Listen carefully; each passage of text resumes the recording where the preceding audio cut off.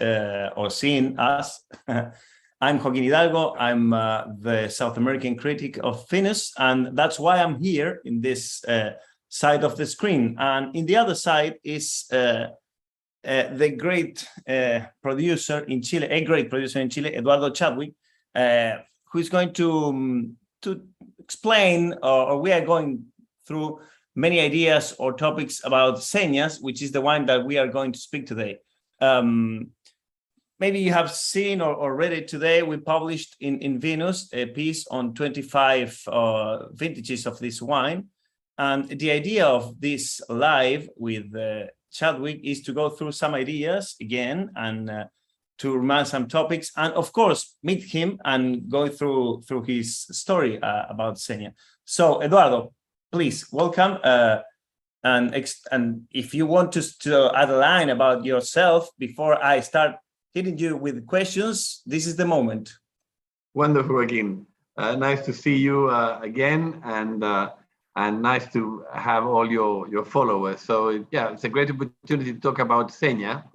Seña, as you know, started as a dream, and my family has been in the wine industry, in wine in Chile since the 1870s, when we founded Viña Errázuriz. Exactly. That was Don Maximiano in the 1870s. And for many generations, we've been producing wine in Chile. I think everything started to change in the 1980s when Chile began exporting our wines to the world. And those were the early days that we exported to the US in the 80s. And I think in the beginning, Chile, the consumers had a perception of Chile as a source of good quality wines for daily consumption. Which is please stop there, because that's my second question. No worries. Just to say that I started back in almost 40 years ago, now in the 1980s, and I was lucky to join the wine industry at that particular stage when it was beginning. And so I learned. I mean, I have a civil engineering career, but then I really put my hands on the vineyard, and that was my history back into started to in the wine industry by pruning and by working, by harvesting. And then I will talk about it, how I sort of joined the family winery back in those days, when I started really trying to upgrade and trying to produce these beautiful wines that we're going to be tasting today. So we're going to be there soon. Be patient. But first of all, let me introduce one idea that I would like to present here. As you explained a minute ago, it's there is like a benchmark moment or important moment in the 90s in Chile, and also in Argentina, for example, whereas the industry here just moved forward, for example, for the exports, as you mentioned. You were just talking about that, but it's not very easy or very common to find 26 or 25 vintage of any wines here correlatively. And that's what I thought. And that's why I think that Seña is quite unique in terms of the wine, because it can display a quite of a century, of several years. And that's very unusual here. And I think that Seña shows and has the opportunity of displaying this big part of our history in terms of a wine can show. So when I taste all these wines back there in Chile, we both tasted. That's actually when we met in the winery. The first idea that brings up to me was very unusual to have 26 years. And the first question for you is, would you think, or what you thought back then when you start with this process, that Seña would be so long lasting, or it was just like an adventure of a young entrepreneur? What would you think back then when you met, for example, Mondali? Well, I mean, to be honest, this project, when we dreamt about it, was to be a life project. So, and I think it's going to be a project for many generations. So I quite ambitious at the very beginning. But when you create a new project, a new wine, and we wanted Seña to over time to be recognized amongst the world class, amongst the first growth wines of the world.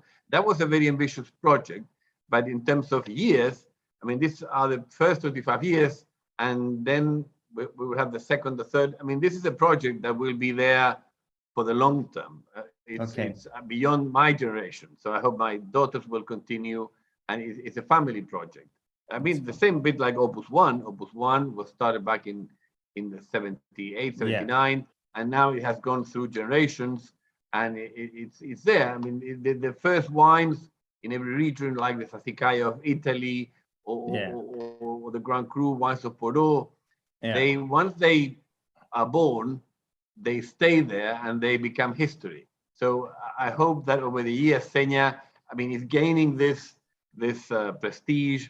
It has been trailing the recognition for Chile, and like these other ones that I mentioned. So I hope, I mean, we're tasting the first 25 vintages of Seña, and I think we have achieved the first ones. That's a good point. I expected, in honesty, because it's been an amazing recognition from the consumers around the world. And of course the critics like you.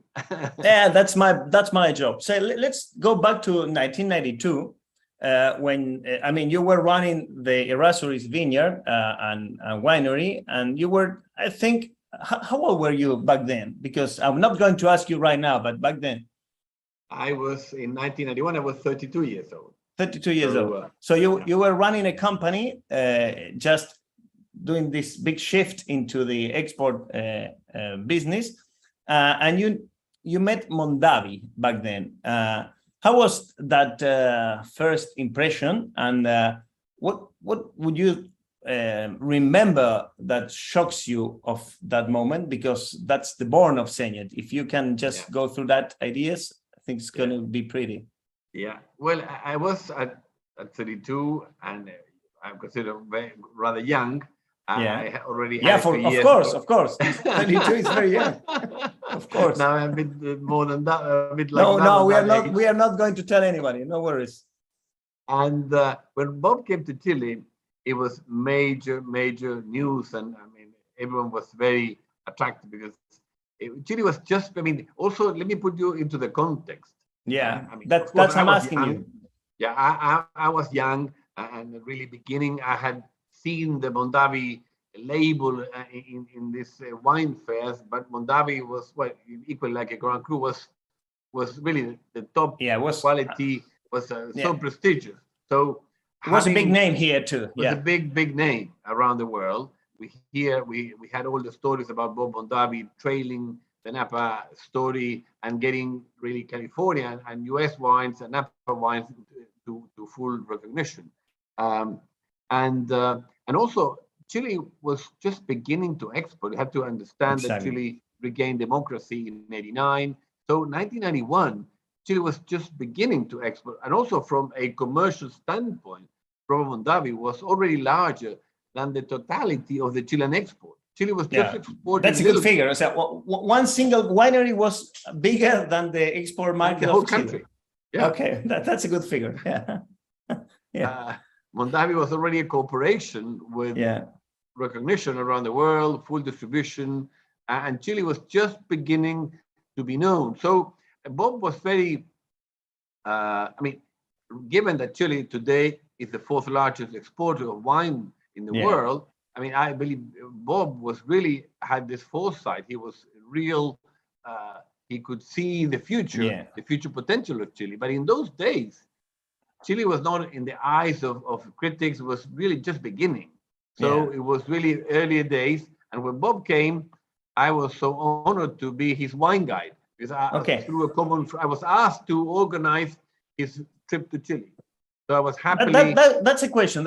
How do you meet her? Because it was a friend that just linked you. Yeah. Well, Agustin Vinous, this other Chilean that was producing wine in California, in Napa, through Franciscan, was asked by Bob to organize the trip, and I was Agustin's friend, a very good friend of mine, and I said, well, I'll be happy to organize his trip to Chile. He wanted to understand our wine country, and so he came together with Margaret, his wife at the time, and I was in my car. I took him along the Aconcagua, Maipo, and Colchagua valleys, and I had organized his agenda. So of course, he was received as for whom he was. Everyone had a red let me carpet tell you. treatment. Let me tell you one thing. In Argentina back then, producers were very jealous that Bob Mondavi was first to Chile. You have to keep that in mind. But you were the guy who just met him and start driving him. Yeah, and I remember him and Margaret. We were received throughout the week by all the top producers of Chile, and of course everyone was very intrigued and very interested to learn about Bob and to eventually. We all thought that he created a lot of expectation. Yeah, but no one knew what was this man. There's a Bob was already in his 80s. Exactly. And I don't know whether you ever met him, but he was a very charming man, a man of real passion, and he would taste and visit and discuss. And so it was really I remember very fondly this visit because I had a great time only by being his wine driver. Taking him alongside his foot, that was already a great honor. Yeah, you were a good driver. As a wine producer, you were a good driver back then. And of course, he visited our winery. We were very small at the time. We only had a couple of, we had perhaps 50, 80 hectares at the time in Panquehue. So we were very, very small. And at the end of the trip, Bob told me, Eduardo, he saw that Chile had the potential. So he told me that he remembered him the potential that he had seen in Napa in the 1970s when he devoted his lifetime to put Napa in the wine map. And he had in mind how when he did the joint venture with Mouton Rothschild, with Baron Philippe de Rothschild, he create Opus One. That was a milestone in his career, because you have to remember that California wines, Napa wines in the 1970s were not known, particularly in the East Coast or around the world. They were not recognized. So for him, he had the challenge to gain recognition for his wines, for the Mondavi wines. And he remembered me, he told me that creating this joint venture with Baron Philippe de Rothschild, which is one crew from Bordeaux, and creating Opus One, was a wine that really was very instrumental in helping him to elevate the image of California, Napa wines, and California wines to the American public, and furthermore to the Europeans and to the world. So he had in mind that he saw the potential of Chile, and he wanted to participate in the so-called discovery of Chile. So it was sort of a proposal, you know. At the beginning, not really. At the beginning, he thought about it, but it was early days. I have to remember that Mondavi had their own issues. It was 1991. Then they went public as a company. They did an IPO in the American market, which was very successful, by the way, in 1993. So at the beginning, it was an idea. It was a little bit of perhaps one day we could do something together. And this only crystallized as a project in 1995 when they were already well established in the industry as a public company. And when Mondavi had, when the market was settled, and then that was when he formally made a proposal to do a joint venture. And that was 1995 or 1994. Okay. So during those days, in 1992 to 1995, what's on your mind? What was there? Because I think you would be just like in a shock, you know, there was the opportunity just in front of you. What was like that? What was those years? I think the challenge was to continue working behind our wines, behind our winery. Our flagship wine at the time was Don Maximiano, which was a historical wine of Viña, which had originally some good knowledge and it was it was the wine for which Viña was known, and that was our flagship. And that was a wine with which we were trying to elevate the image for our wine, to get the recognition for the Maximiano. Come 1995, and I visited Napa, I remember, visited with him, Tim. Who drives that? Who drives in that trip? You again? Or was Bob? I flew to Napa, and I went to visit with them, and we've been in touch. We've been talking, and we would say, we need to meet again and to discuss this project. And I visited with them in Napa, and then I think the project started to be discussed seriously.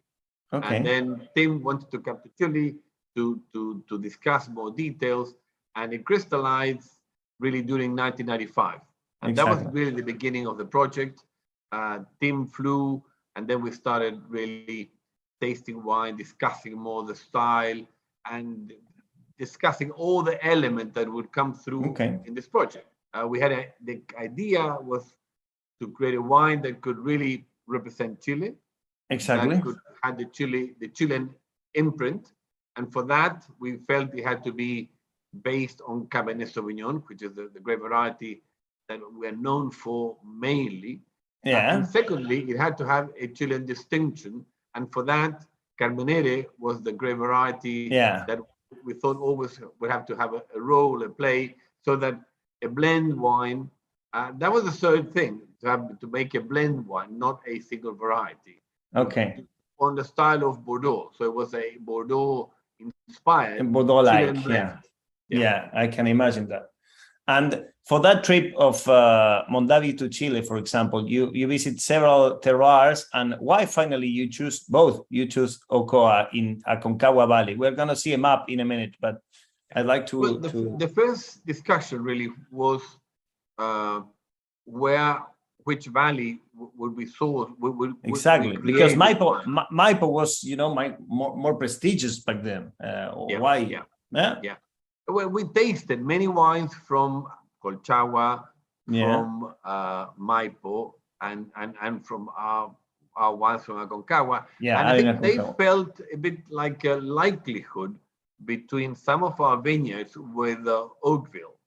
The typicity, the style, they feel comfortable with the place. Yeah, and also we wanted to create a blend wine, so we tasted Cabernet Sauvignon, Carmeneres. Maipo was more straightforward Cabernet Sauvignon. Exactly. And from the beginning, Tim had in mind creating a blend wine. I mean, we wanted that to make an international style of a Chilean international style. So we tasted Cabernet Sauvignon, Carmeneres, Cabernet Franc, a bit of Malbec. I mean, all the Bordelais grape varieties that we had at the time in Aconcagua. And to be honest, that decision was their decision.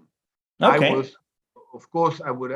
had vineyards at the time in Maipo, in Chagua a little bit, but our core and our heart was more in Aconcagua, and that's where Tim fell in love. And then we started searching for the right place within the Aconcagua Valley. Exactly. And that took 3 years. Yeah. Because you mentioned, you mentioned something a minute ago, and it was that the idea of Seña, it was to develop like an international style for Chile. There was anything like that in Chile back then, truly. True, because the top wines from Chile were 100% Cabernet Sauvignon. Yeah, that was the history behind Don Maximiano, Don Melchor. The classic wines of Chile were 100% Cabernet Sauvignon. Okay, and before going to Ocoa again, and what was the style that you both discussed? Because we both taste the wine, and 1995 it is a crystal clear wine from what the 90s was, but maybe it was a very modern wine back then. So how do you came the idea of that product? I mean, with that oak and that conditions, and then we go back to the Ocoa place. But I would like to ask you. I think the wine that best represents us is 96 vintage. We did the two of them at the same time. Exactly. And we released the two of them, but 95 was basically a selection from barrels that we had in the cellar. And 96 was the first vintage that we did together in going to the vineyard, discussing with Tim all the viticulture side of the managing of the vineyard. and then harvesting. And that wine 96, it's a very fresh, very lively, very floral. It is. Very at 12.8 degree alcohol or 12.7. Yeah. It was really a very feminine wine. And Tim It is. was thinking about a wine of great purity and also very feminine. And for that purpose, I think at the time Tim was in love with Pinot Noir. That was his biggest mindset. I mean, Robin Davi was trying to move towards finesse, a bit away from the big chunky Cabernets from Napa. Okay, that's interesting. History. So that was the style that you said. I mean, that idea of that would be like a feminine wine. Okay, I mean, that's a interesting. wine of finesse, of extra finesse. And I heard the same thing in Chile. The beginning was also known for big blockbusters. Exactly. High alcohol, rich and powerful.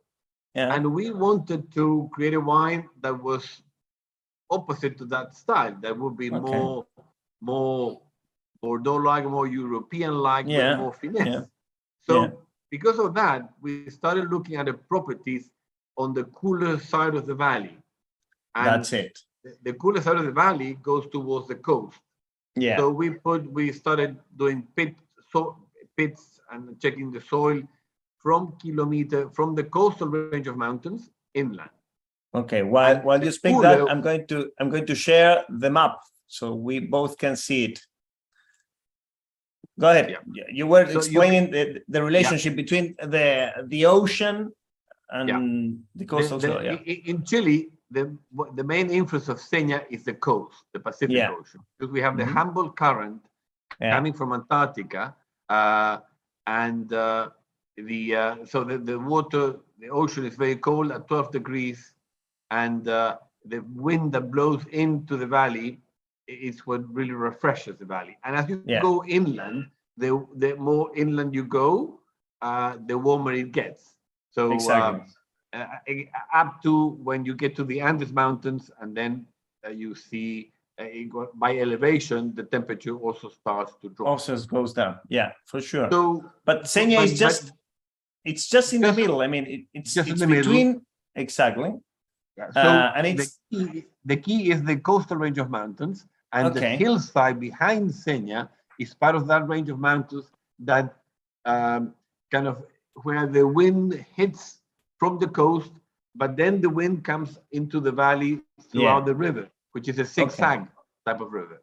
So let me add one thing, because as a taster, I'm quite interested in the wines that are produced in the coastal range, because it's the opposite of what Chile has or Argentina specifically, because you are building wines over some granitic soils with some ashes and clays, and you have these two mixtures of terroirs. You have the ocean as one of the coldest places, but you have different sides on the mountains. So it's a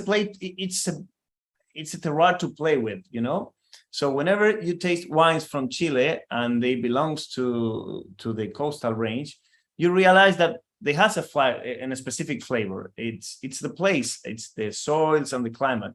So Seña, I think it represents in a way that condition. But it's quite interesting that you just focused in a terroir within the coastal range. I think it was something more than the climate. What you think when you just bought that land? And it was, remember me, 1998. Yeah. 1998. Well, you're right, but Seña itself is not in the coastal plain. It's on the other side of the mountain. So exactly, it's showing. I mean, facing the western side. Yeah. That's it. That's it. Yeah. So it's protected from the winds that come direct from the coast. Exactly. So it's a place where we can ripen Cabernet Sauvignon and Cabernet. I mean, that is the challenge. Exactly. It's in the limit. It's in the limit. Yeah. So it's the coolest spot within the valley where you can harvest this Bordelais grapes. If you go across the coastal range of mountains to the coast, then it's land for having Chardonnay, Pinot Noir. I mean, grapes that you would never ripen Cabernet on the coast? No, it's impossible. It's too cold. The coastal range. So we did many pits. We put many thermometers, and then finally we chose a beautiful property, this beautiful hillside that is Seña today. Yeah, it's in the map for the ones who are showing it, seeing it. It's just in the map right there. Yeah. So today we have 42 hectares in the valley in this property, and it's a beautiful hillside where we grow Cabernet Sauvignon. Yeah. Then secondly, Carmenere, Malbec, and a little that bit. Was, I mean, Cabernet and Carmenere was the heart of the wine, but after it, I think it's 2001 or two, others grapes just gets in the blend. Like for example, Petit Verdot, because Cabernet Franc. The first wines were made out of a selection of vineyards that we had in the valley, in Aconcagua Valley, following a little bit how Opus One was started.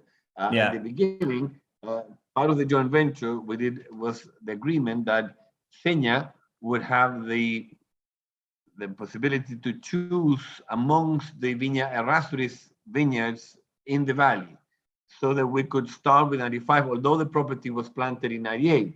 So for the first 10 years, we were mainly growing, it was a combination of grapes that were from different Viña Errázuriz owned vineyards in the valley and the Seña property. And over the years now, it's coming basically from the property, although we keep some rights to have some choices eventually. Yeah, from different places.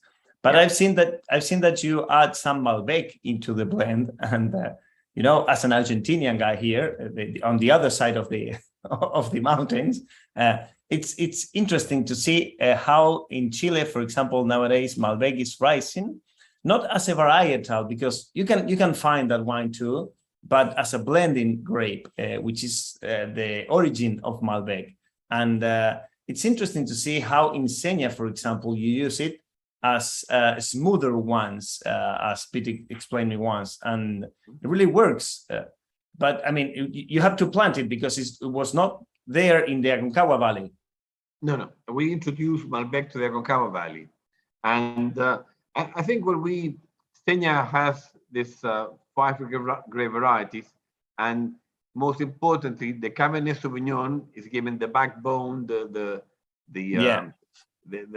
backbone, and it's like the espina dorsal, the dorsal spine of the wine, the column for the wine, with the cassis, with the tannins, with the acidity, with this all the elements that define Cabernet Sauvignon. And then Carmenere, which is this Chilean component because it's a grape variety that came from Bordeaux, but then thrived only in Chile. Exactly. The wine, the variety that will give more complexity, more a bit of spices, and clove components. It has more, different flavors that give a different complexity. Exactly. It's a very dark colored grape variety, very smooth, very little tannins, but sometimes it could be a bit balsamic. Or very green or leafy. It depends how you produce. I didn't want to mention leafy because I'm the critic. I can do that. No worries. I can do that. Because we strive not to have leafy Carmenere. We try to have a very rich coffee-like and spicy Carmenere. Exactly. But that component gives the complexity, and then the Malbec will be more floral, more fresh fruit, more chocolate, very, very smooth tannin. So I think the combination of these three elements it gives a wine of complexity and of great finesse. So that is the core of Seña, and then we just spice it with a little bit of Cabernet Franc. That would be some sort of nice tannins and some Cabernet Franc. Am I missing the fifth component? Would be the I will look for it because in my mind, Petit Verdot, exactly, and Cabernet Franc sometimes. 5%. Some others you have Merlot too, but Petit Verdot it's consistently every year. We have a Petit Verdot between 5 Exactly. to 10%. And Petit Verdot is like the spicy component, Yeah. is more powerful tannins, Yeah. but also very intense, very violets. And we like to have that violets in the blend. It So, really tights the mouth. yeah. Without it, And it given wouldn't be like that. the silkiness of the Malbec and the Carmenere, I think we can cope with the tannins of the Petit Verdot, which is normally a bit more powerful. For sure. But you started with, if I remember well, around it was 1,600 cases, and now it's 8,000. Yeah, something like that. Yeah. So it really grows. We have 42 hectares, so we definitely have been able to grow as the vineyards have come to fruition. And we so today that's the size is around 100,000 bottles, 120,000 bottles a year. That would be the biggest point for Seña. It wouldn't grow. Well, 42 hectares will allow it to grow a little bit more, very gently, and but this is the size of the project, more or less. We're very happy, and we might have some very small growth over the coming years. Okay, that's interesting, because it's big part of it. I mean, whenever you have established a quantity with a quality, link it to a specific terroir and a specific vineyard, it's difficult to grow, but you still have some hectares in terms of what you can develop there. That's it. That's good point. And let's explain to the audience, because there are not many people familiarized with the idea of the irrigation system in terms of how needed it's in this condition. But for example, I was reading today, this very morning, that there was some complaining in Bordeaux, for example, to use it, because it's going a very dry year there in Burgundy and Bordeaux too. So there is a mixture of ideas there. But in terms of the terroir management, how important is for you, for example, the use of irrigation and the pruning? Because in Ocoa, it's quite important. Yeah. Well, in Aconcagua Valley and across Chile, Aconcagua, Maipo, and Colchagua, we need irrigation very similar to the climate you have in California. California wouldn't exist if we didn't have irrigation, Napa, Sonoma, because as in Chile, the rain will come in wintertime. So we have the rain and then the snowfall in wintertime, and in summer, we have the melting of the snow that is in the Andes, and we have to irrigate by pumping the water from the rivers. So all the vineyards, exist because we need to irrigate during summertime. Same as in Napa.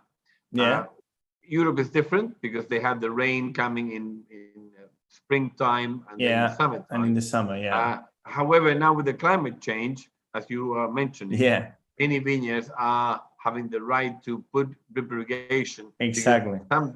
Some summers are becoming very hot, and they're struggling to irrigate or to have the rainfall as they used to have in the past. So we will see how this evolves in the future. But as I said before, irrigation it's absolutely essential in Chile to be able to put the melting water into the vineyards, and it allows us to also have precision viticulture.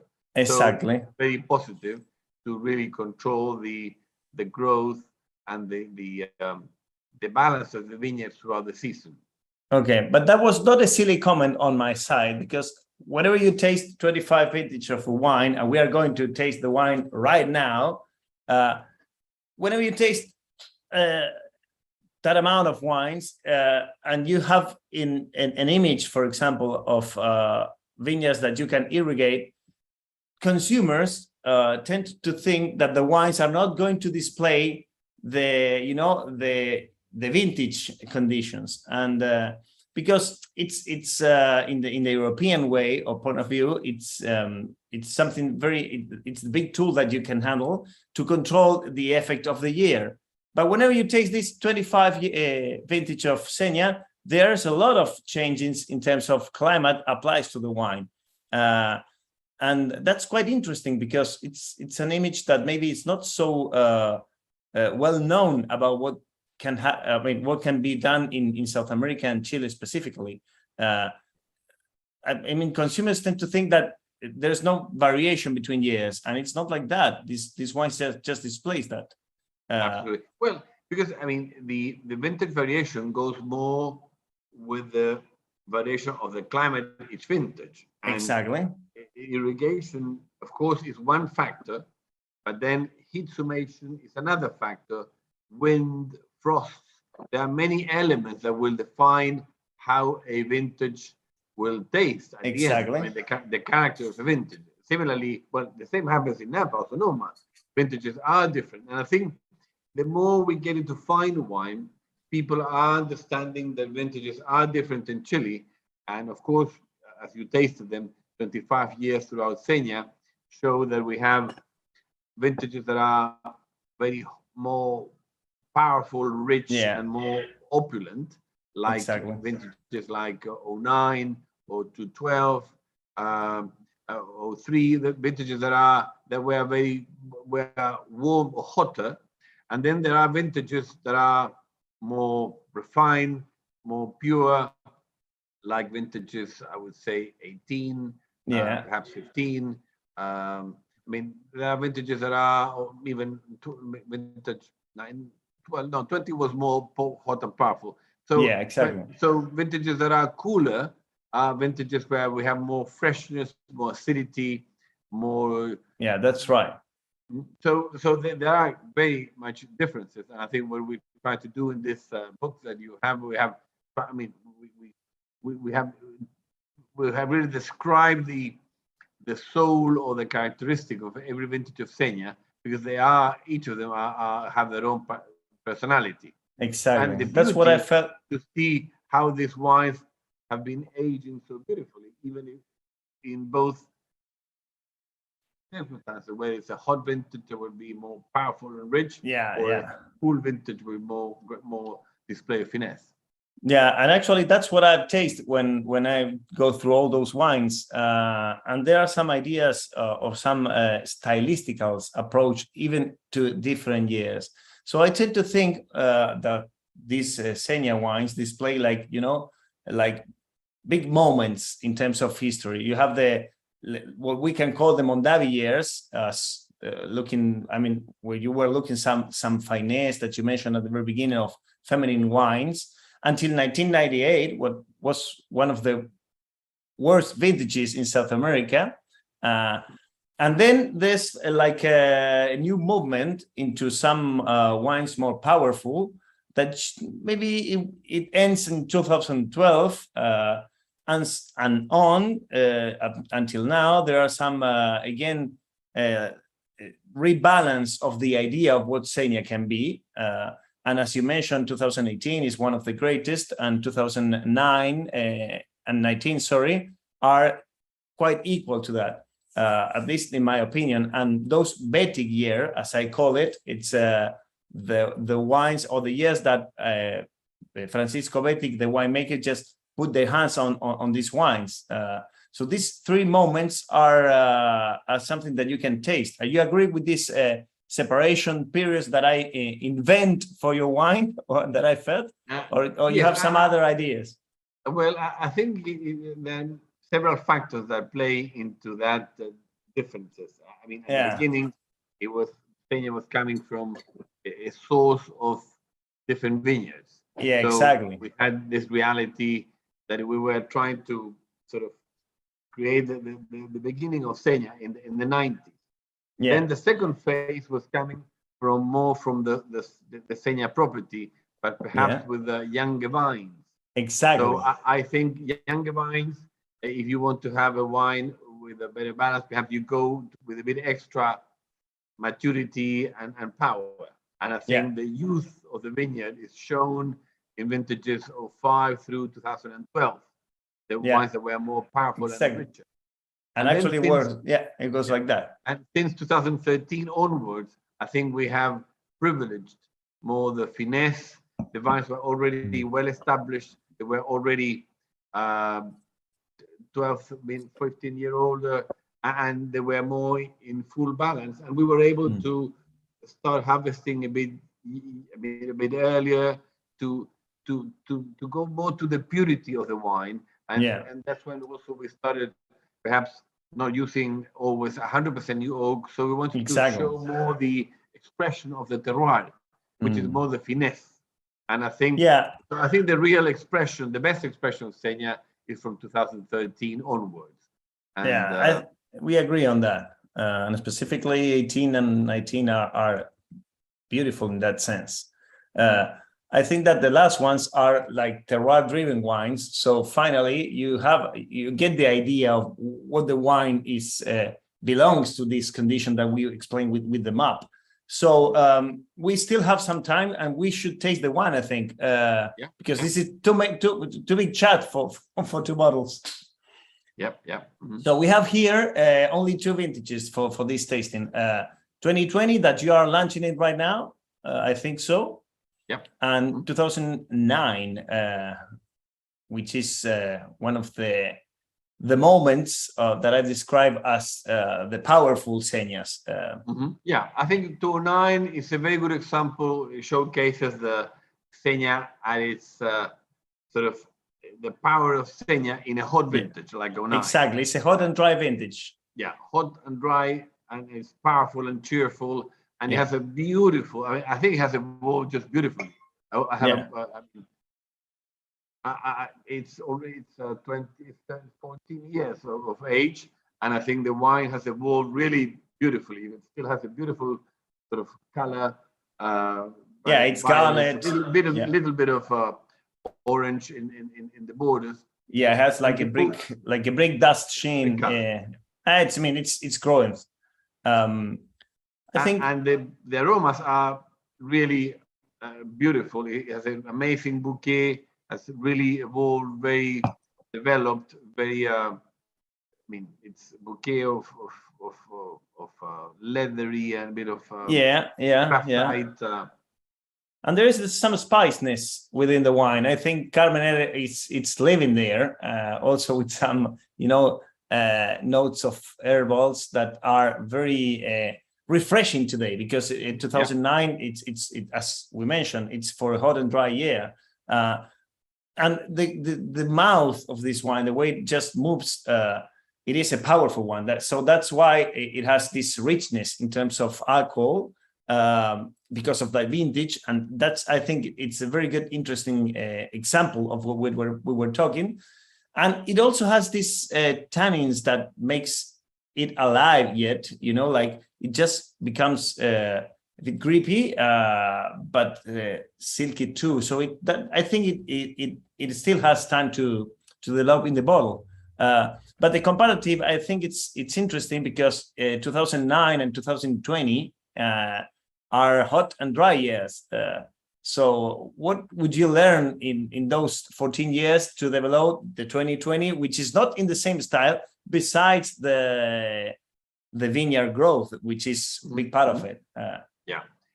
I think in 2020 I love 09. I have to say it's a beautiful expression of power and richness, and it has evolved beautifully. So it has a very long-lasting finish, palate, and very silky tannins. So in 2020, I believe the wine has even more concentration. And it, of course, a very young wine at this stage, but it's more full of power, and it's a very nice structure. And I think it's 1 degree. It's a bit less rich in terms of alcohol, but I think it has more purity. Exactly. It's a structure that is more perhaps refined. And I think over the years we have fine-tuned, I think, and we have more precision viticulture. Also, the vineyard, as you know, is farmed under biodynamic principles.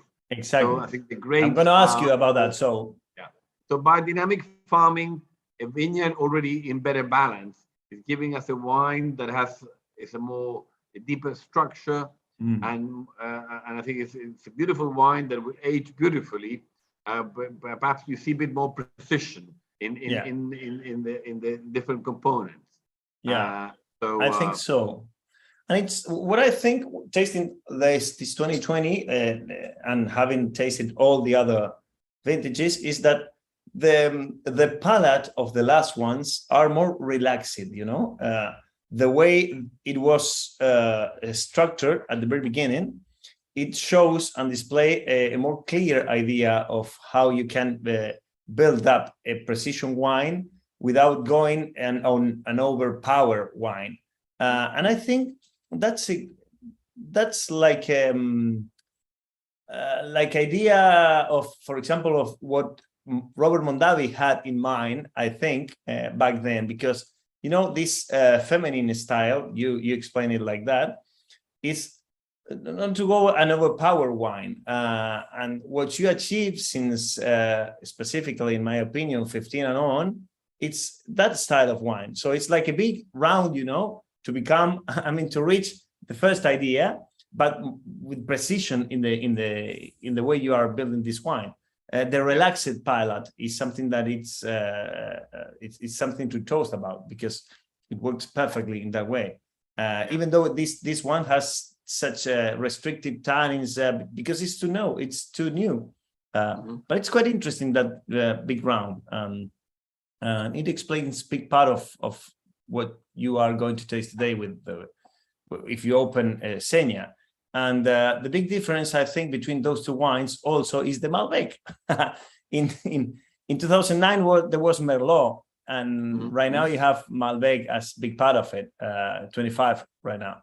So the silkiness and maybe the velvety taste, the velvety palate goes like that. But it's quite interesting in this condition. You mentioned a minute ago the biodynamical management of this vineyard. How do you reach the idea, and when you started? Because it's not something that you can shift from one year to the other. Yeah, well, it takes time. We started back in 2004 working with Alan York as a consultant, and we first turned the vineyard into organic management, and then we turned it full-blown into biodynamic to be able to showcase, I think it's the best expression of the terroir. If you are committed to biodynamic farming, you're only using the elements from the property, and you're having a very deep rooting system. You have it's a terroir idea back then. Terroir, the grapes are very firm, very resistant. So I think it's a beautiful way of showcasing the best expression of the wine. And at the beginning, you also asked me, Joaquin, about the 25 vintages and about achieving what we were expecting to do. And I think Seña, first vintage was 1995, but I also want to mention that very early on, at mid-term of this 35 years, I think we were able to demonstrate really that Seña could compete, or should be classified, or should be in the company of these great wines. Okay. And I think one of the highlights of Seña has been doing blind tastings around the world.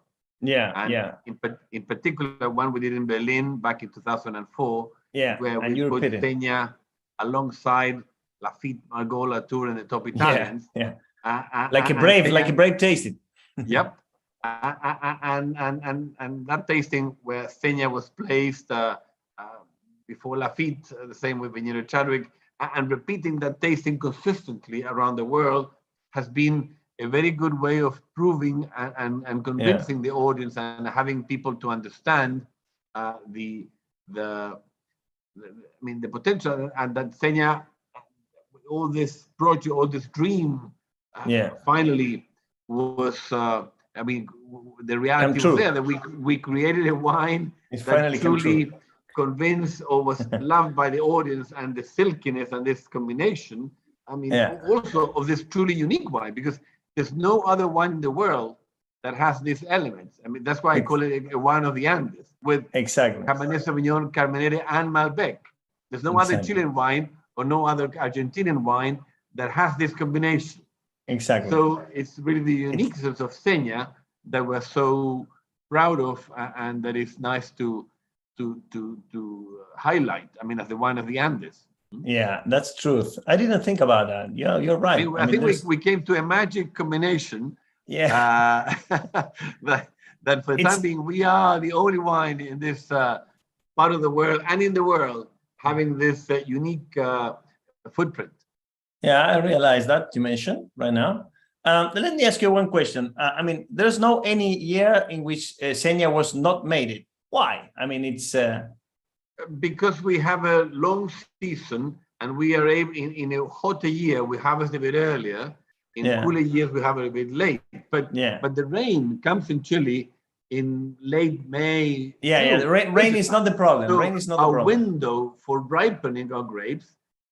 So we always had very good quality. We have differences in stylistically. Exactly. But I think from a quality perspective, we're always able to ripen our grapes to almost to perfection. That's a good point. And the different styles. Yeah. So we believe every Seña is offering a great wine with a unique personality. Every vintage. That's a good point. So there's I mean, there's no way not to produce Seña. Even if it is not the best vintage, you will produce it and display the year in a way Seña can do at its best. That's the. Well, I mean, great terroirs, Joaquin, are the terroirs that can withstand difficult years. Yeah, there are difficult years. I mean, it would be blind to say no. All years are perfect. There are years where the grapes are in a greater balance, like vintages 15, 18, 19. And there are other vintages that are more marked by heat or by very cool climate, where we will have more power or more juiciness. So exactly. But that's the same as that happens with Chateau Lafite or Margaux, or this great terroirs. They produce every vintage. Of course, it would be different. I mean, I think in Bordeaux they have different amount of wines and different conditions. Yeah, that's true. Okay, that's clever for your point of view. I mean, and if you have a wonderful point, it's a wonderful terroir that's very unique. And if you have to be young again, and there was another Mondavi just appearing in your life, and I'm proposing you this sort of building up an iconic wine from Chile, what kind of decision would you make different from what you have done? Because maybe there's something that you have learned and you think it would be best to go in some other way, or I don't know, whatever. The question you have to answer anyway. It's a good question. It's a very good question. Good. But to be honest, I think this project has gone beyond our expectations. Okay, that's when good. You produce a wine, and 8 years later, since first vintage was 95, vintage 2000, 2001, so 6-7 years later, and in 2004, it proves, it beats in blind tasting the best of the world. I mean, there's nothing, it's totally unexpected. From a quality perspective, we have been so amazed and surprised about the way this wine has been received worldwide. I mean, that has been absolutely beyond any expectation I had. Okay. So, in true honesty, perhaps I would plan from day one the proportion that we have today. I mean, Cabernet, Malbec. Exactly. We will not plan Merlot. That would be an easy thing. But it's such a wonderful project that I wouldn't do many other things. I mean, it's a wonderful project that we are so happy, so proud, that's interesting. That's interesting, because again, it's difficult to find a long tasting of the same wine in these conditions in South America, and Seña, it displays many things. I think, as I wrote in the piece that was published today, that it embraced many ideas of what was happening back then and what is going on today in terms of wines of Chile as a country, you know. So it's interesting that during all this quarter of cycle, it's still developing, or it's still showing what can be achieved in terms of wines in Chile.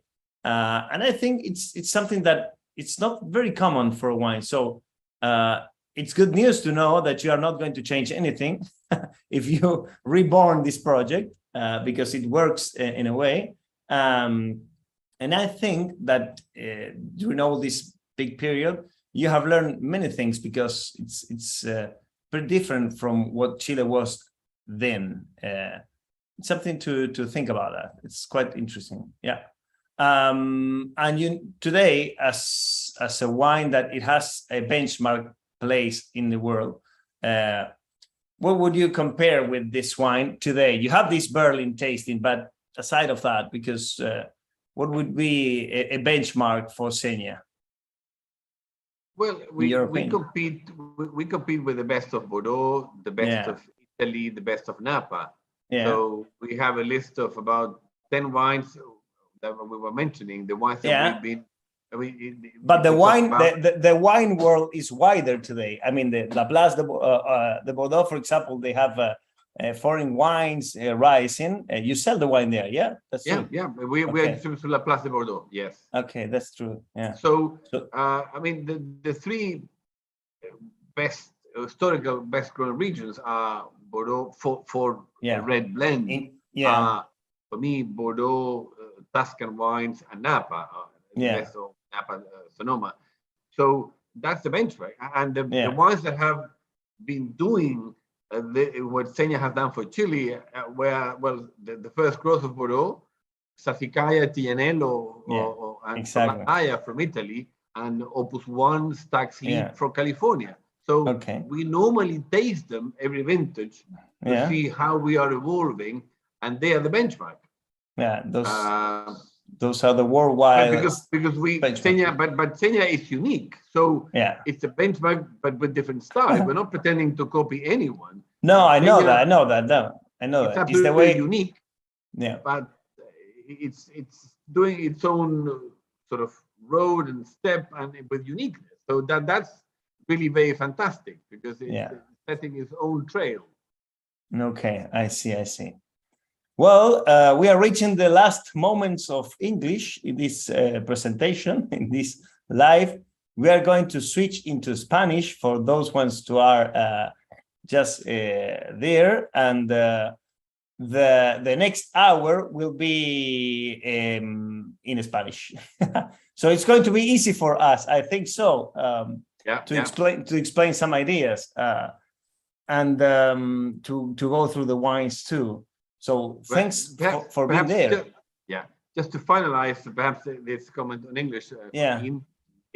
Seña has been a wonder project. And to be honest, it's a project that is having a dream and being able to materialize, to really make it happen, to develop it over the years. And it's a wonderful project. I feel very honored, very happy, it's a wonderful story that I enjoy sort of living through it. And I'm very also thankful of the Mondavi family that were really the inspiration in day one. And working together with Bob, with Tim, was a great honor, great pleasure. And now seeing Seña develop itself for the future, with as we've done, and building this brand internationally, it's really a most joyful project that I'm very, very fond of, very, very happy. Yeah, I can imagine. Me puedo imaginar, para pasar ya al español. Ok. Bueno, un placer hacerlo hasta recién en inglés, ahora es un mejor placer hacerlo en español. Si escucharon toda la presentación en inglés, algunas cosas se van a repetir o conceptualmente, pero bueno, la conversación imagino que va a fluir bastante más natural, porque bueno, somos dos nativos hispanoparlantes, es mucho más simple en esta lengua. Así que bueno, vamos entonces a avanzar sobre esta idea.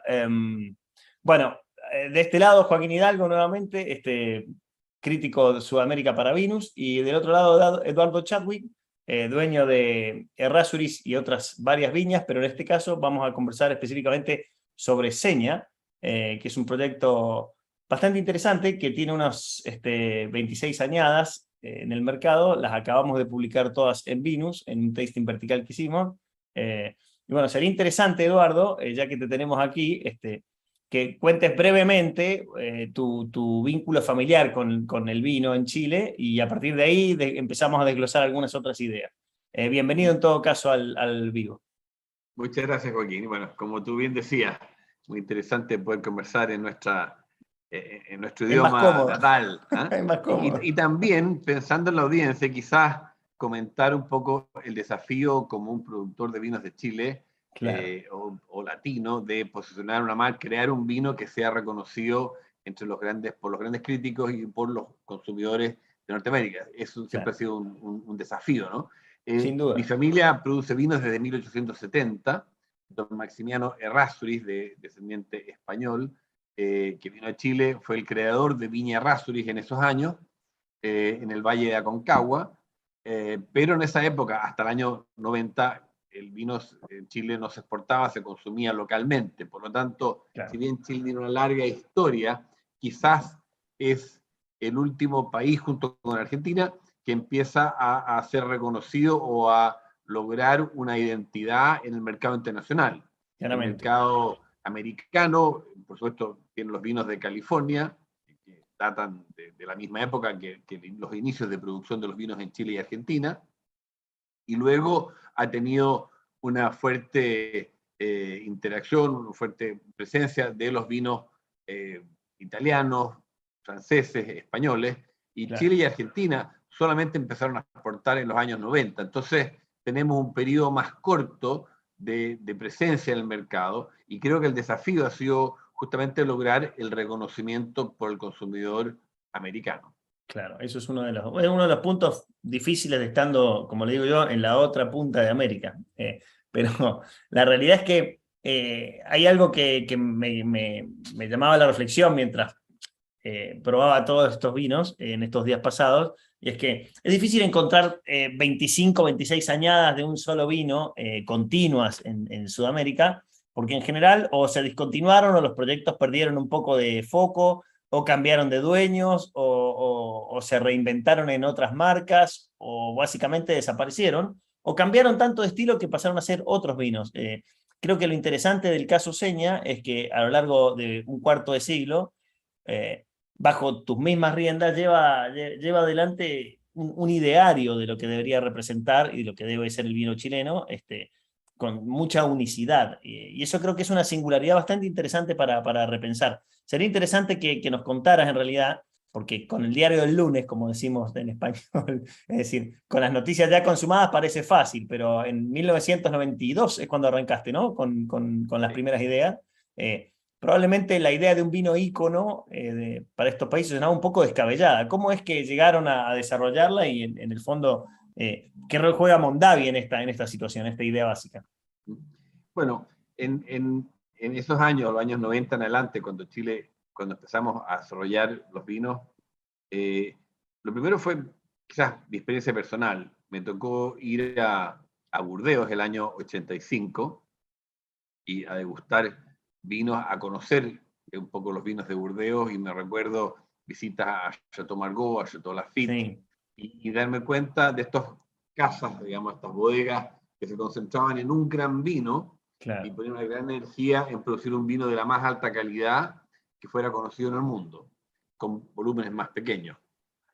Eso fue una primera visión de entender esta realidad tan distinta de lo que era Burdeos produciendo vinos de alta gama y Chile produciendo vinos que se exportaban mucho a granel, o vinos masivos que se exportaban a valores muy bajos, que se vendían a $5 la botella. Entonces, ahí hay un gap gigantesco de imagen, de percepción y también de calidad. Entonces, primero fue el desafío de conocer esta realidad en Burdeos, y luego viajé por todo el mundo para formarme una impresión de las principales fortalezas y debilidades o posibilidades del vino en Burdeos, en California, en Italia, en el resto del mundo. Y ahí volví a Chile a pensar, bueno, ¿cómo logramos sacar el máximo provecho de nuestros vinos en Chile? Te hago una pausa ahí solamente para recapitular un dato y volvemos a ese punto, pero Errázuriz, que era la bodega familiar tuya, básicamente estaba ya inserta en un proceso de exportación. Lo que vos estabas buscando era tratar de construir un modelo que fuese distinto al volumétrico, digamos. Eso sería la idea central.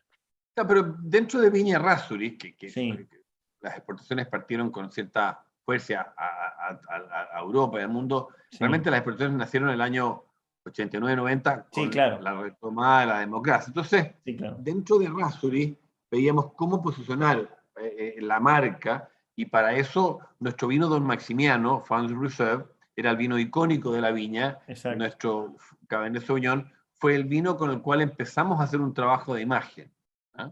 Y Claro. resultaba muy difícil porque que el mercado aceptara un vino Don Maximiano de alta gama cuando no había una imagen para Chile era de alta muy gama. complicado. Sí, sí. Entonces, Un desafío de la región en general por aquellos años.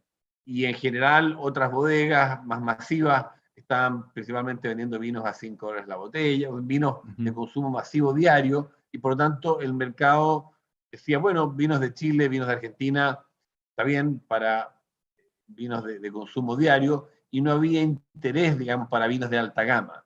Esa era la realidad. Y por lo tanto, los críticos no se interesaban, no había buena crítica, los rankings siempre estaban bajo los 90 puntos en esa época. Ha cambiado eso.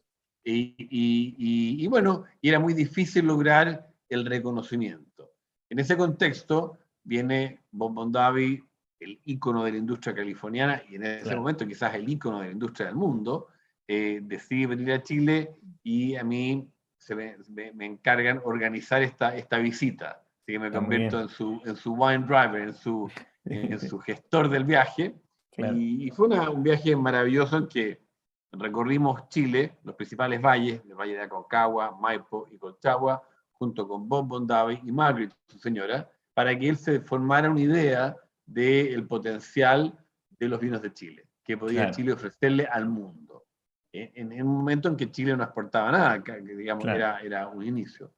Teníamos menos de un 1% de share de mercado.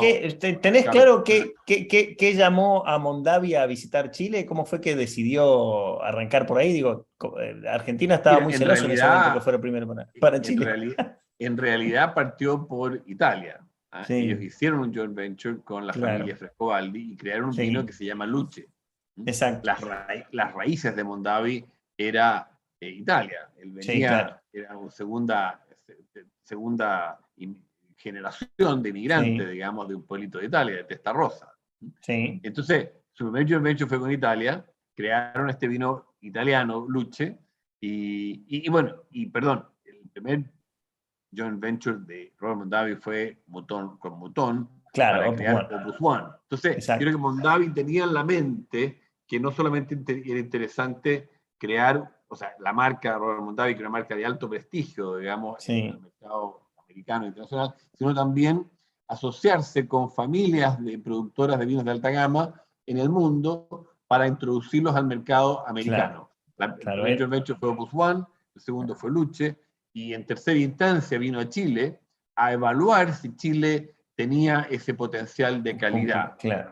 Bueno, afortunadamente al final del viaje, en palabras de Bob, me dijo: Eduardo, este recorrido me recuerda el terroir de Napa, el potencial que Napa tenía, digamos, en los años 60, y me comentó cómo el joint venture que hizo con la familia de Rothschild, en Opus One, había sido tan instrumental en ayudarle a su objetivo, que era darle imagen a los vinos de Napa en el mundo. Opus One, el vino hecho en Napa, fue el primer joint venture internacional de la industria californiana, y ayudó a que los críticos europeos y los críticos mundiales entendieran que Napa podía entrar a competir con los grandes vinos de Burdeos y del mundo. Es interesante porque en el momento en que él visita Chile, que Robert Mondavi visita Chile, es el momento en el cual Opus One como proyecto también empieza a despegar. En la década del 80 había sido un poco más inestable, pero a partir del 90 empieza. Entonces ya había como una concepción clara de que se podía apostar, imagino, es lo que pienso, sobre la construcción de un vino ícono que tuviese otras variables, digamos. Me imagino que fue así. Ahora, en esas conversaciones de auto, que habrán sido muchas, Me imagino que empezaron a plantear esta hipótesis, pero no se pusieron de acuerdo hasta un tiempo después de arrancar con el proyecto. ¿Cómo fue ese proceso? Sí, fue una idea para mí, un sueño. O sea, Sí, claro. de Te estaban chofer proponiendo algo interesante. con este caballero de 80 años que era muy dinámico, de gran liderazgo, una persona de mucha empatía. Era un liderazgo, tenía Sí. un hombrón realmente fantástico, digamos. Y además en ese minuto era God, era Sí, como sí, era el rey del ícono de negocio, la no había duda. industria. Por lo Sí, no había tanto, duda. claramente para mí, que estaba iniciándome en la industria, tenía 32 años, 31 años, era un sueño, digamos, de poder Claro. hacer algo con este caballero que ya estaba consagrado en el mundo y que al mismo tiempo ayudaría, si hacíamos algo, a acelerar este gran desafío de que fuéramos reconocidos, que los críticos vinieran. Claro. Aquí tomo un poco el punto latino, Joaquín.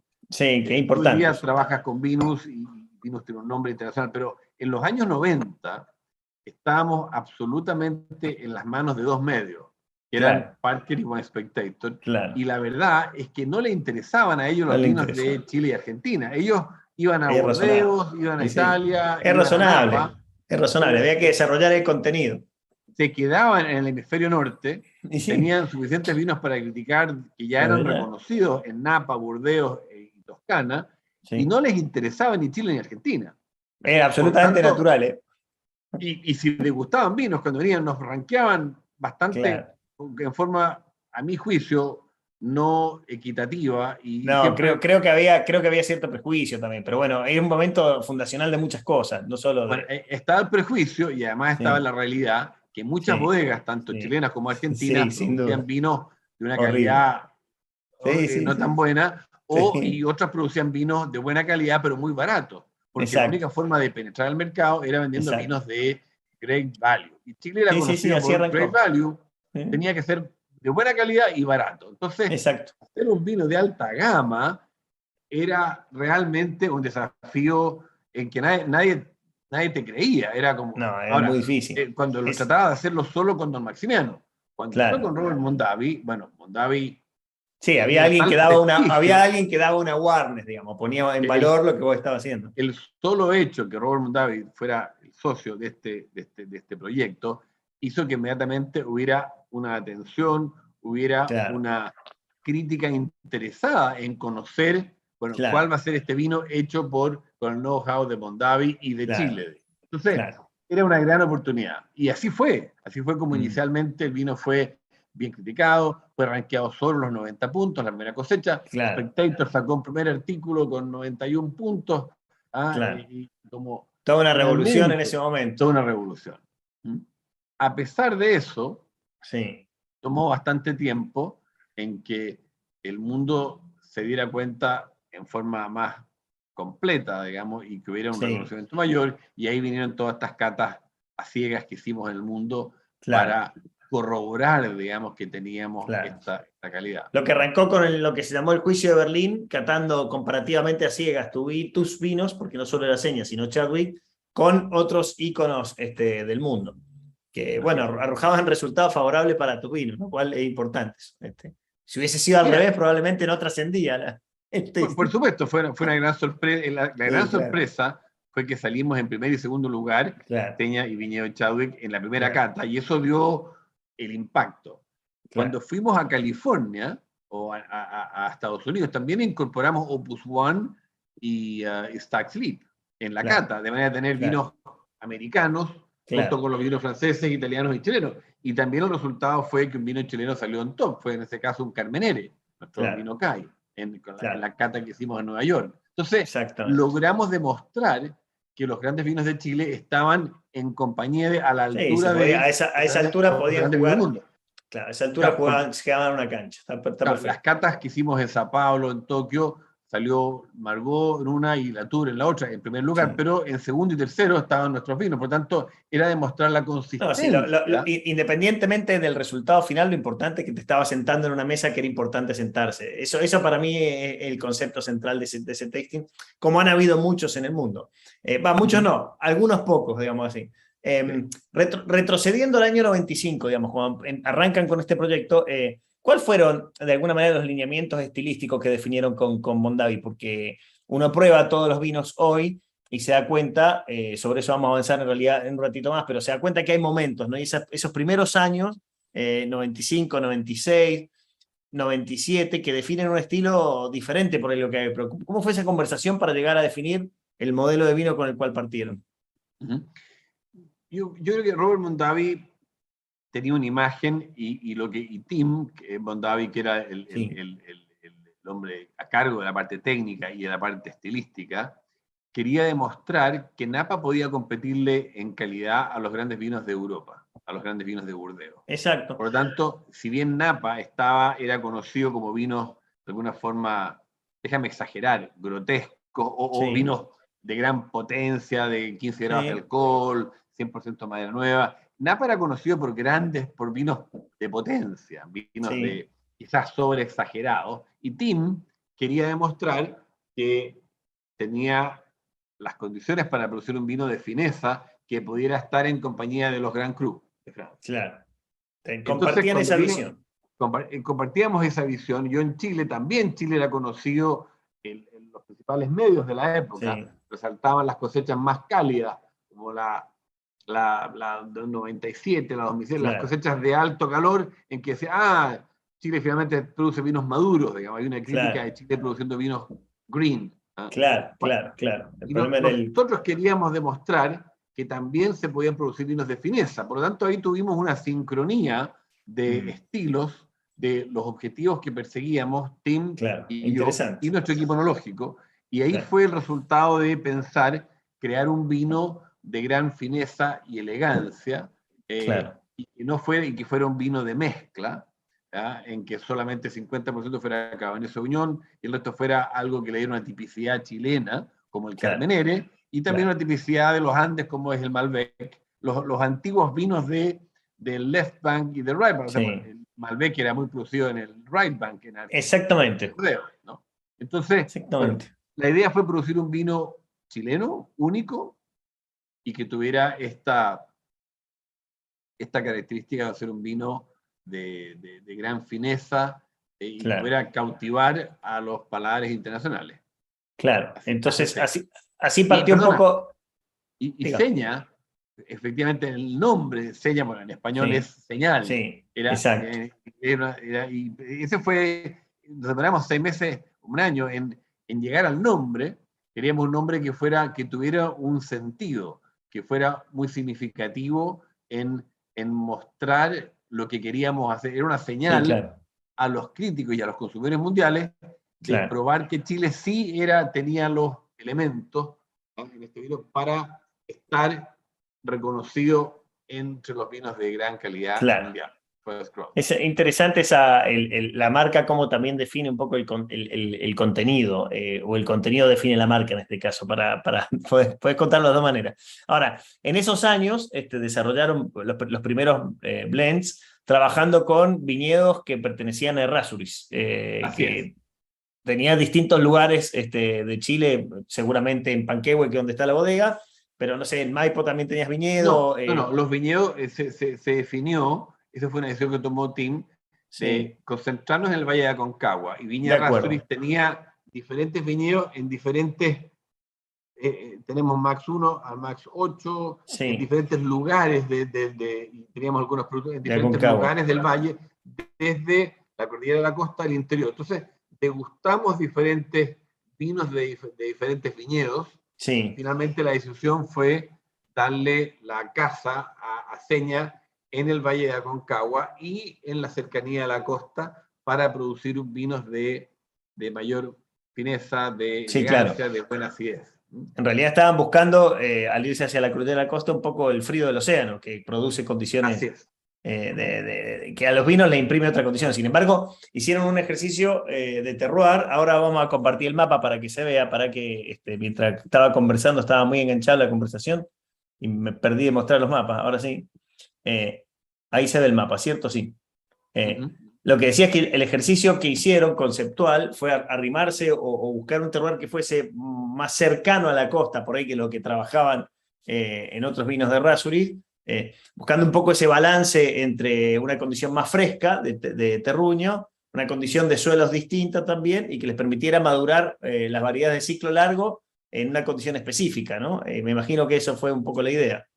Así es, así es. Era buscar un lugar, el terroir, donde pudiéramos producir un vino con estas características. Y te diría que, bueno, esa fue la filosofía que tenía Tim y que tenía yo, ir un poco, ir a un territorio que estaba uncharted, que era un territorio desconocido, digamos, porque Claro. Don Maximiano, que era nuestro vino emblemático de Viña Errázuriz, se produce al interior, en la localidad de Panquehue, que está a Exacto. unos 70 kilómetros al interior del valle, una zona más cálida y reconocida históricamente por producir vinos de mayor volumen, de mayor Exacto. fuerza. ¿Ah? Sí, En cambio, natural Seña, esa temperatura, digamos. exactamente, Seña está exactamente a 40 kilómetros en línea recta de la costa, y que es un clima algo más frío y más ventoso, y es una, como se puede ver, digamos, en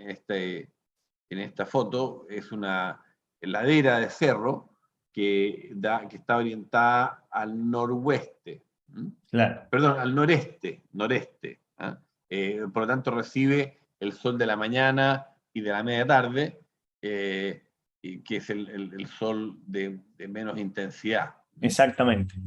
Exactamente. Eso es interesante. Hay algo que siempre que cato Chile, digamos, encuentro a los vinos de esta región, de la cordillera de la costa y sus alrededores, que hay un tema de juegos posibles entre la cercanía y la lejanía al mar, que lo describías vos, es decir, cuánto más cerca o cuánto más frío puede ser estar en línea al mar, más cerca es más frío, pero al mismo tiempo podés jugar con exposiciones que potencian o morigeran esa condición asociada a suelos específicos, ¿no? De esos granitos por ahí de la misma cordillera de la costa, que más extremos por ahí no maduran, variedades como Cabernet, ya que no, por ahí el límite está en la Syrah, pero en este punto medio donde arrancaron ustedes se combinan un poco varias condiciones, además de un mosaico suelo que me imagino está asociado también a las mismas laderas, ¿no?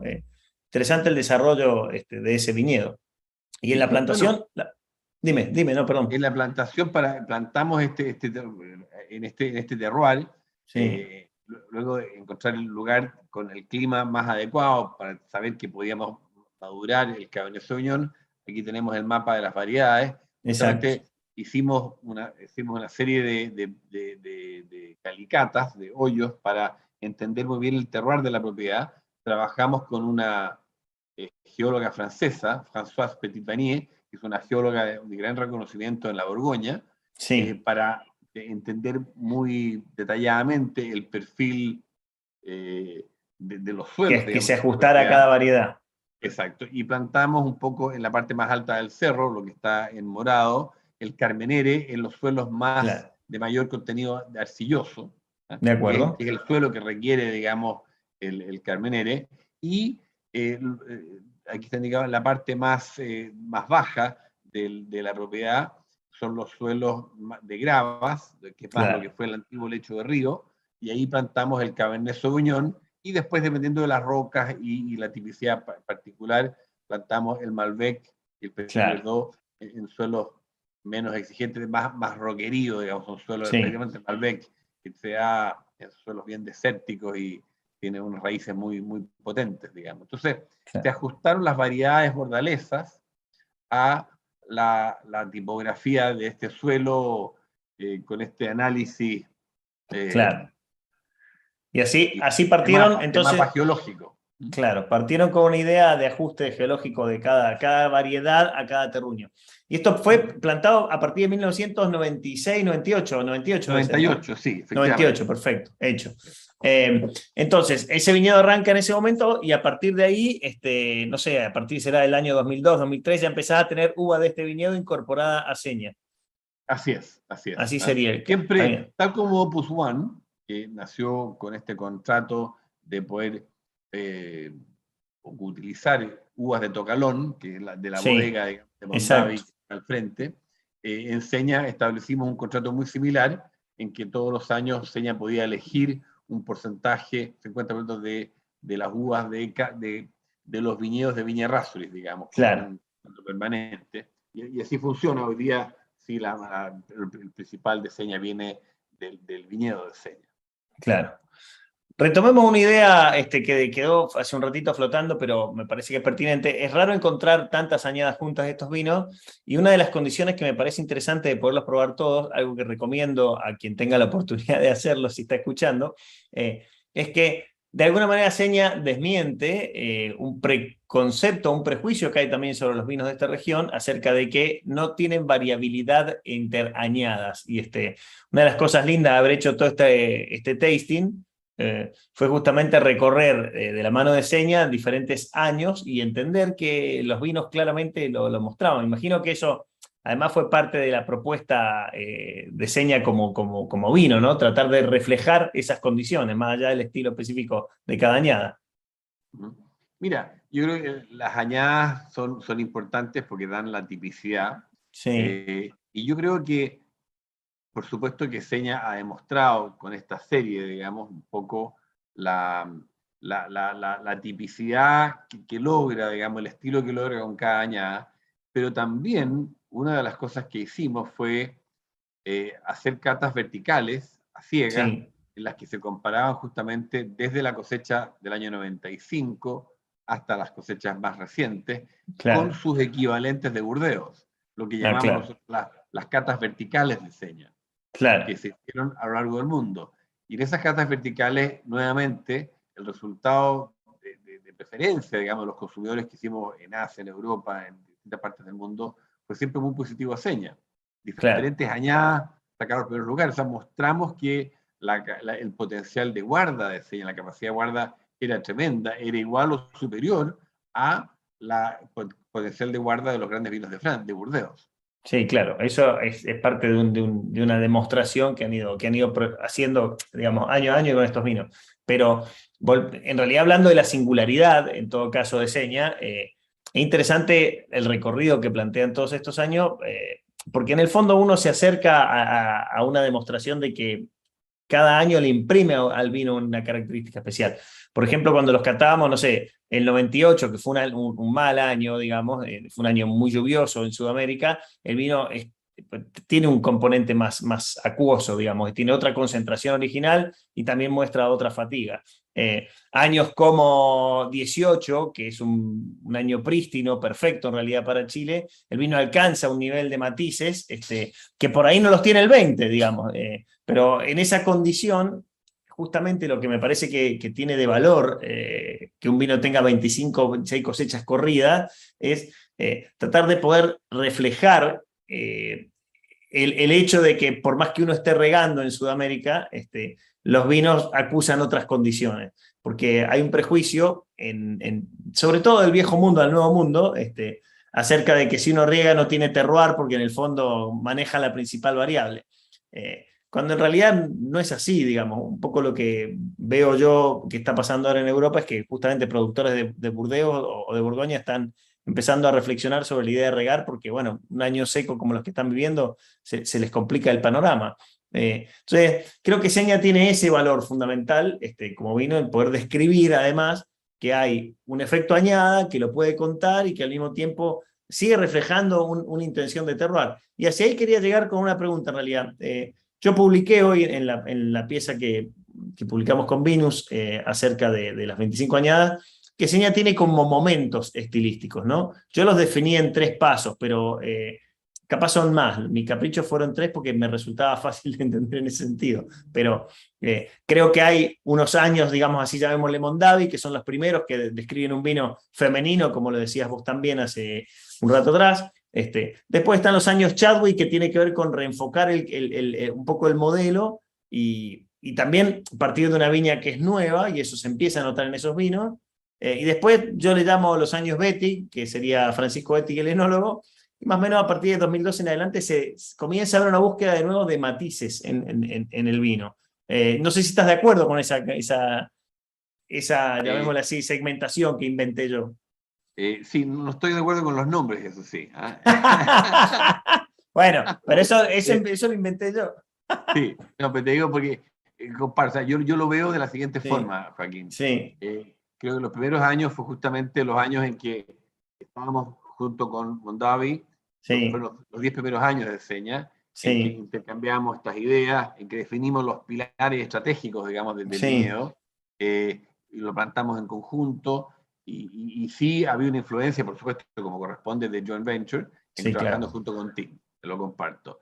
La segunda etapa fue más bien una etapa en que el viñedo ya plantado era joven, y por lo tanto, de alguna forma, se optó para tener un vino de mayor balance. Había un vino que era más, un poquito de un grado de alcohol mayor, un vino más un poco más maduro, claro, conceptualmente. La madurez de alguna forma ayudaba a dar esta redondez y esta vino de alta calidad.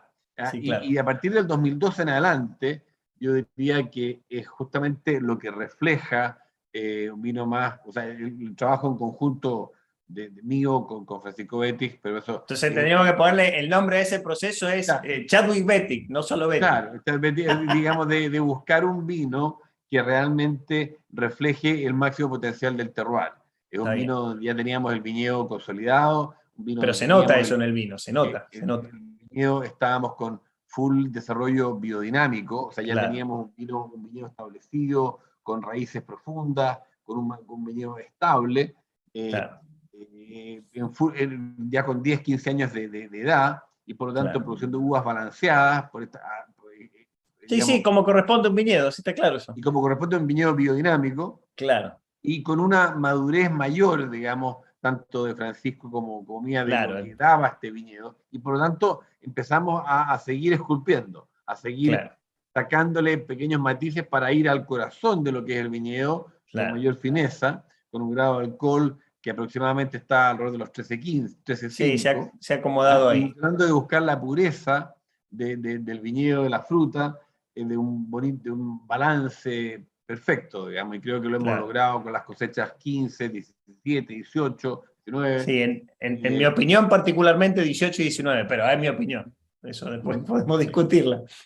Pero creo que en esas añadas particularmente el vino alcanza un nivel de matices en el sentido de complejidad propia, de ofrecer mayor densidad de descripciones posibles, que son más desafiantes. Y ahí no solo hay un efecto añada, porque fueron buenos años, pero un efecto de buena interpretación de esos añadas y al mismo tiempo de madurez completa del proyecto. Por eso a mí me resultaba un poco alcahuetamente, digamos, qué palabra que no se podría decir nunca en inglés, que es interesante cómo hacia el final del proceso comienzan a confluir todas las variables para construir un vino que tiene, en mi opinión nuevamente, mayor densidad como vino. Y es muy interesante lo que pasa, particularmente en la 18 y en la 19 como vino. Y la 20, que es un desafío, es la que estás presentando ahora, ¿cierto? La 20 sale ahora a la venta en la Plaza de Burdeos. La 20 es interesante porque es el año no solo del COVID, que todos nos vamos a acordar históricamente de ese año, a favor y en contra al mismo tiempo, pero sino porque fue un año también caliente, digamos, para todo Chile. Y en Ocoa pasó lo mismo. Y vos proponíamos para hoy, para este live, catar dos vinos, ¿no? O sea, 2009 y 2020. Imagino que los elegiste porque son dos añadas calientes, pero reflejan cada uno condiciones particulares, ¿no? Sí, sí. Bueno, cada cosecha es distinta. Un poco 2009 refleja, como hablábamos, digamos, un poco, son una añada caliente, y en esa época la cosechamos con un grado de alcohol más alto, 14,5. Es un vino de gran potencia, pero que muestra una capacidad de guarda maravillosa, digamos. Sí, el vino está vivo, está muy vivo. Está vivo, está con un color maravilloso, un poquito de color ladrillo y algo de naranjo, digamos, sus bordes, pero un buqué excepcional y una complejidad en boca y una textura de taninos muy, muy sedosa. En cambio, el 2020 es un vino más estructurado, que tiene quizás una fineza mayor, y que refleja una viticultura de precisión, y que refleja una búsqueda quizás más completa del terroir. Un vino más serio, más estructurado, que es más elegante, y claro, por supuesto que son un vino muy joven, digamos, que Sí, claro. está todavía en sus inicios, digamos. ¿Ah? Sí, yo lo que observo, y te sumo a tu idea, es que en general, en la medida que evoluciona el proyecto y se consolida, lo que va ganando es justamente un paladar más laxo, más flexible, más amable, con taninos más finos. Y en el 2020, que sería un año donde, y me toca probarlo, digamos, muchos productores realmente razonaron a contramano del proceso y les han quedado vinos muy duros, muy alcohólicos o con trazos verdes. No es este el caso. Y sin embargo acusa muy bien esa condición de año el vino, teniendo, sí, taninos muy tersos, como los describíamos recién, pero al mismo tiempo jugoso, ¿no? No perdió esa condición de frescura que hace a esta condición, digamos, a ese año tan particular. Entonces hay un ejercicio de balance, aún siendo un vino de año cálido, que es, en mi opinión, mejor que el del 9, digamos. Está mejor logrado el 20 que el del 9. Y eso es justamente un manejo de terruño, por un lado, y de precisión del manejo, como bien describías vos recién. Imagino que pasa por ahí. Sí, Pero bueno, esa es mi opinión. yo creo que estás en lo correcto, Joaquín. Estamos de acuerdo, entonces, mucho más Sí, fácil.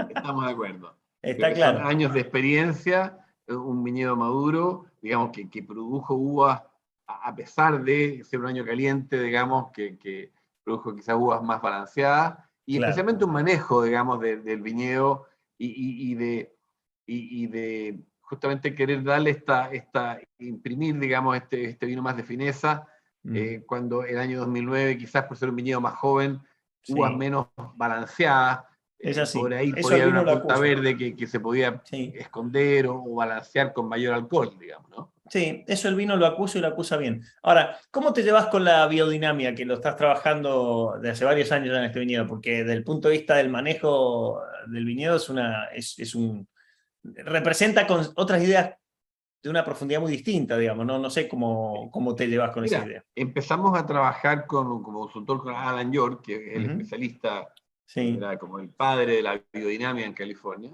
y creemos que es como la forma más purista de realmente producir un vino de terroir sin utilizar elementos extraños, digamos, a la propiedad, sin Sí. utilizar químicos o elementos que cambiarían el terroir. Aquí tenemos un suelo muy rico en microbios, digamos, Una fauna con mucha propia. vida, una forma muy ecológica, es una propiedad maravillosa que es autocontenida, y creemos que al final le da un carácter al vino único, que lo permite justamente producir muchas uvas de gran balance, sean años cálidos o en años fríos, a través de un sistema de raíces muy profundo, una canopia muy sana, un viñedo muy sano. Es como tener tienes que anticiparte, tienes que preocuparte de tener un viñedo muy sano, muy bien estructurado, muy equilibrado. Y creo que eso se ve en un vino que tiene una energía muy importante. Sí. Y eso es un poco lo que te da la biodinámica también. Tú trabajas en la energía del viñedo con los elementos propios del terroir. De acuerdo. ¿Te ha supuesto un desafío ese manejo o lo entendiste, sí, lo pudieron incorporar rápidamente? Bueno, es simple la cuestión. No. O sea, fue años de manejo y de discusiones con los equipos agrícolas. Claro, cuando le amarras una mano y le amarras un pie y le dices, bueno, sigue adelante. Ahora camina, ahora camina. Ahora camina. Porque claro, toda la viticultura tradicional, el equipo en general, los viticultores están acostumbrados, digamos, a ocupar fertilizantes o algunas veces otros elementos para proteger las pestes. Tienes que anticiparte, tienes que ser muy cuidadoso, estar muy encima, digamos, porque claro, si viene una lluvia o un problema, tienes que estar muy atento ahí, muy sano, para que no tener una gran pérdida. Está claro eso. Bueno, y para ir terminando, en realidad, tenía una pregunta, dos preguntas simples, pero una. Seña hoy es un vino de unas 8.000 cajas, 8.300 cajas más o menos, ¿no? Eso es lo que han hecho de la 2020. ¿Imaginás que eso puede crecer o que eso es un volumen que va a tener cierta estabilidad en los próximos años? Mira, pensando en la construcción de precio, pregunto. Claro. Tenemos 42 hectáreas que están en producción. Estamos plantando unas poquitas más, digamos, un poco. Sí. Pero esa es la superficie. Esa superficie debiera darnos posibilidad de seguir creciendo algunos años a la medida que todo el viñedo entre en la botella. Tenemos planes de pequeños crecimientos hacia adelante, una vez que tengamos la propiedad en full producción total. Claro. Y que es aproximadamente 100.000, 120.000 botellas al año, digamos. Eso es un poquito lo que está Seña. Y lo que estamos viendo este último tiempo es que hay una demanda tremenda en Asia. Ahora último estamos desarrollando muy fuerte el mercado americano. Así es que, bueno, así vemos que en el mercado secundario los precios de Seña han estado subiendo, lo cual es una muy buena señal. Sí, claro. Pero debiéramos tener una relativa estabilidad, digamos, en la producción una vez que lleguemos a la full producción de este viñedo. A ese punto sería interesante. Y la última pregunta, en realidad, sería interesante pensar que vuelve un Mondavi cualquiera y volvés a tener 31 años y nada, y empieza esta charla de nuevo. Si cambiarías cosas de lo que hiciste sobre Seña, porque bueno, la experiencia la vas a tener, pero o no te embarcarías, o sí, bueno, la respuesta es tuya, yo puedo imaginar un montón de cosas, pero me gustaría escucharte a vos decir, si agarrarías de nuevo esta idea. Sí, la idea fue fantástica, un poco como te comentaba, este fue un sueño de lograr entrar a este gran club de los grandes vinos y de paso mostrar que nuestra industria, digamos, que Chile podía producir vinos de alta gama. Creo que Seña ha sido lo que los americanos llaman el trailblazer, ha sido como el primer vino que logró este reconocimiento. Claro. Un poquito lo que hizo Opus One para California, lo que hizo Sassicaia para la industria de Toscana. Y creo que en ese sentido hemos hecho pequeños ajustes, como por ejemplo la incorporación del Malbec, más que el Merlot, que no se dio con gran calidad en un principio. Claro, hoy día tenemos claridad esa composición de cepajes, digamos, y quizás el día 1 habríamos hecho menos prueba y error respecto a plantaciones. Esa parte pero sí, el proyecto, siendo muy franco, ha sobrepasado nuestras expectativas en un plazo muy corto.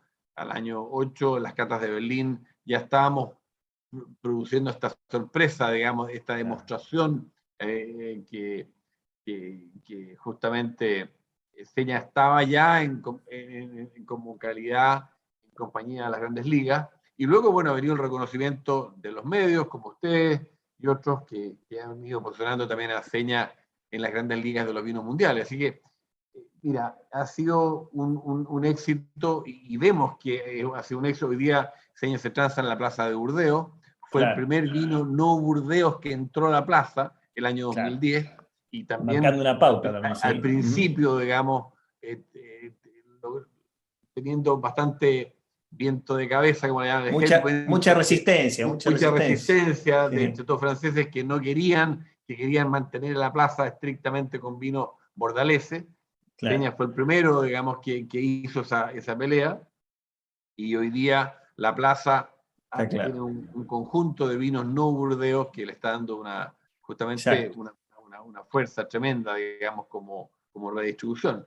No, ha sido un proyecto soñado que sigue teniendo un gran potencial y que le ha abierto la puerta a los grandes vinos de Chile. Así que la verdad es que estamos solamente honrados y agradecidos de este gran proyecto, y quiero aprovechar de darle mi agradecimiento a la familia Mondavi, porque ellos Bob tuvo esa visión y nos ayudó muchísimo a trabajar en conjunto, a aprender, luego trabajando con Tim en producir estos primeros vinos de Seña, que fueron los que ganaron esta primera cata de Berlín, el 2000-2001, digamos, esa añada.